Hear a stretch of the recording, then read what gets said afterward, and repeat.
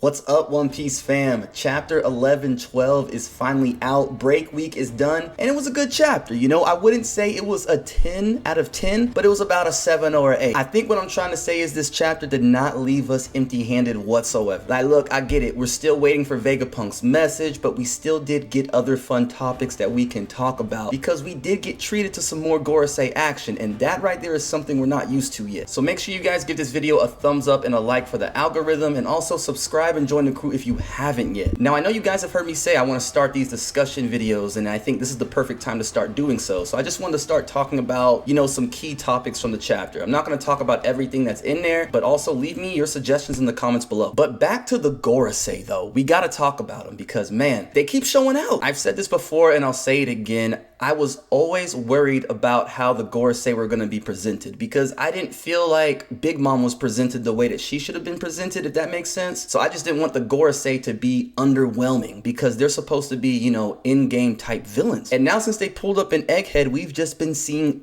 in-game type shit, you know what I'm saying? We've been patient for it and it's paying off in spades, but I feel like what we're seeing from them is just a slight flex. It's a little bit of what they're capable of. And it's not even about just the abilities. We gotta talk about the delivery, the aura, the presence. We received one of the best panels in One Piece manga, in my opinion. That's one of my favorite panels. That panel goes crazy. I don't want to hear anything from anyone saying, oh, all Oda does is just goofy drawings. No, he's in his bag when he needs to be, you know what I'm saying? And that panel alone, you know, it was epic. We have Marcus Mars over here just doing the most. You know, I didn't know what was going on when I was reacting to the chapter on live. Next thing you know, bro just had a solar beam through the lab. He was like, is this it? Okay, cool. Boom! I didn't know what was happening. I thought Venusaur was there. But again, it's things like that that make me really hype about the Gorosei because they're not just villains who give orders. Do they do that? Yes, they give orders and they give orders well. But if something's wrong, you don't hear them circling around making excuses. They will pull up on you and handle business. They just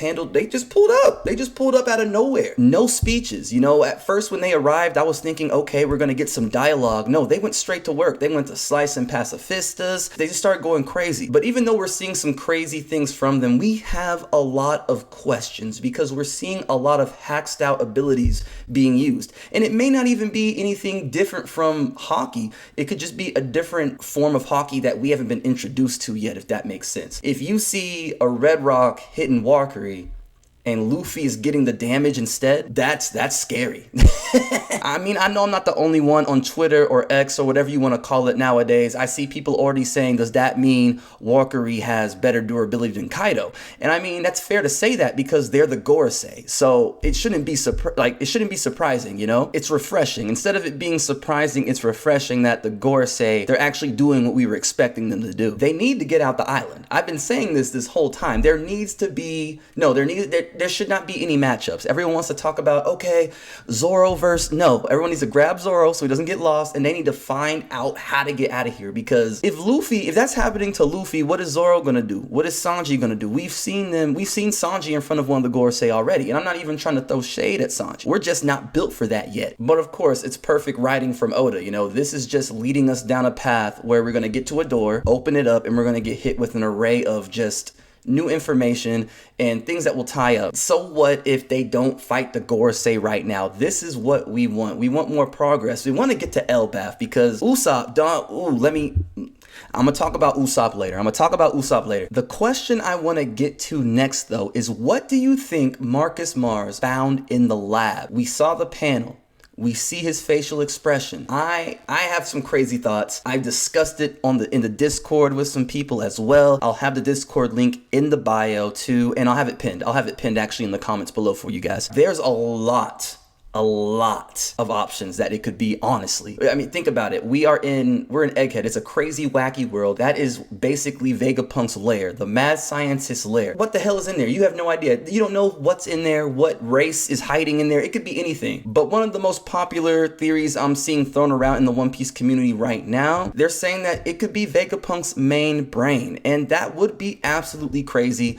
In my past videos, in my live streams, hell, in my shorts, also in my TikToks, I always say Vegapunk is a mad scientist and it's scary sometimes. He can get you in trouble. You even see it in, you know, previous chapters or during the flashback.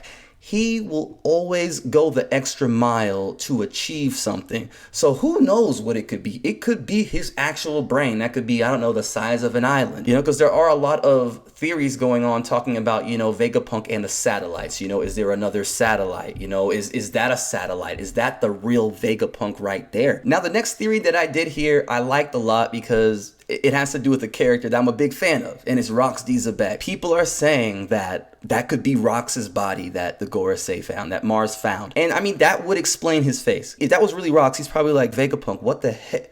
Bruh. And if it's not Rox, what if it was a Rox Seraphim, And that would be absolutely bonkers. That could be, I don't know, that could be a way to finally give us a hint on if Rox did have a devil fruit, or something about him. I'm not gonna lie, this would be a cool way also to maybe tie things back to where we left off previously talking about God's Valley, because I'm not gonna lie, Oda left us hanging there. We all know this. This is what Oda does. Oda loves doing this. It's Oda style. We're used to it, but at the same damn time, we've been waiting long enough for God's Valley, We need more of it, but we need more of this too. There's so much going on. I'm on the Rox train. I'm not going to say that I'm all in on that theory, but that would be pretty cool. I think what we can agree on, though, is that it is something that maybe Vegapunk didn't want the world government to know about at all, because that is Vegapunk's, home base. That's where he has things hidden, where he doesn't want anyone else to know where they are. So it's definitely something that Vegapunk wants to keep under wraps from the One Piece world government. And I don't know, maybe Marcus Mars is about to hit it with another solar beam. Maybe it's an explosive. It could easily cause more damage than a Buster Call. We're saying it could be Vegapunk's brain. It could be Rox. It could be another character or a Seraphim.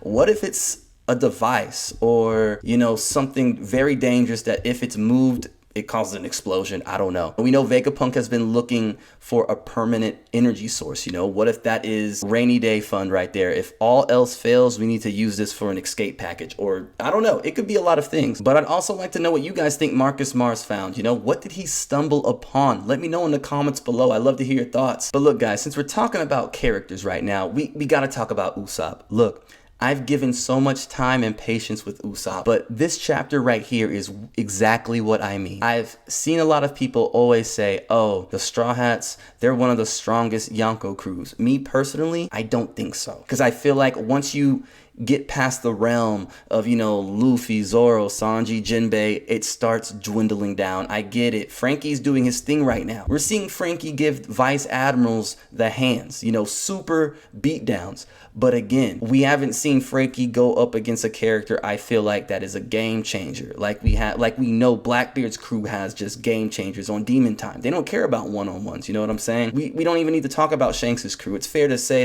assume that Shanks's crew, their bags are secure. Their skill sets are. They already know themselves that well. And then you have Buggies, and you have someone there like Mihawk who is the definition of a game changer. So it's a tough one. Usopp needs to do something, man. I love Usopp, but all I'm gonna say is this: 2014, the chapter that Usopp awakened his observation haki, chapter 758, was released in 2014. It is time for Elbaf. They need to get off this island. But no, guys, I really did enjoy the chapter. Like I said earlier, I'll give it a 7 or an 8. I wouldn't say it's a 10 out of 10 chapter compared to some other chapters we've gotten in Egghead, but definitely a solid one for sure. Now, the next chapter, by the time that this is out, I don't know if the spoilers or leaks will already be coming out, but they're not out right now. So it's all up in the air here. I don't know if we're going to be in Egghead again or if they're going to take us to Hachinosu. Oda does that. There's so much still going on in the Egghead arc. And it makes me wonder, what things are going to be completed in the Egghead arc and what things are going to dwindle over. It's possible that we may not see Garp again until the next arc after Egghead, and that would be crazy because, again, his fate is still floating up in the air too. We still need to talk about that stuff. I still need to talk about Kobe, Aokiji. Are we going to see Akainu finally get more active again, more than what we saw him do in Mary Joie?